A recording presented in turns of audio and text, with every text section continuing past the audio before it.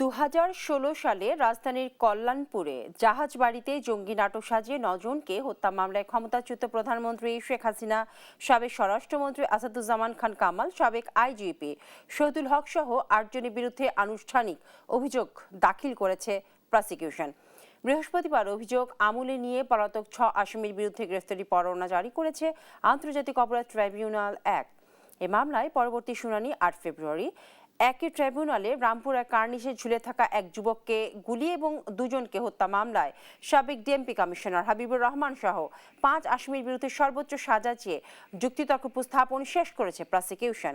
আসামির পক্ষে যুক্তিতর্ক উপস্থাপন হবে 3 ফেব্রুয়ারি। এই মামলায় একমাত্র গ্রেফতার আসামি সাবেক এএসআই চঞ্চল চন্দ্র সরকার। এছাড়া ডিজিএফআইয়ের গোপন বন্দিশালা জেআইসিতে গুমের মামলায় সাবেক সেনা কর্মকর্তা হাসিনুর রহমানের জবানবন্দির ওপর তৃতীয় দিনের জেরা হয়েছে।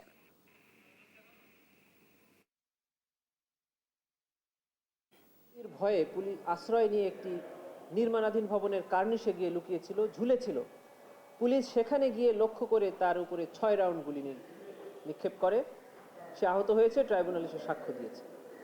এই অভিযোগে আজকে এই ফরমাল চার্জ আমরা দাখিল করেছিলাম। এর আগেই আমরা আর্গুমেন্ট করেছি, সাক্ষীর সাক্ষ্য উপস্থাপন করেছি। যে সকল ভিডিও ডকুমেন্টারি আমরা জমা দিয়েছিলাম সেগুলো উপস্থাপন করে এই আসামিদের বিরুদ্ধে সর্বোচ্চ শাস্তি অর্থাৎ মৃত্যুদণ্ডের প্রার্থনা করে আর্গুমেন্ট শেষ করেছি।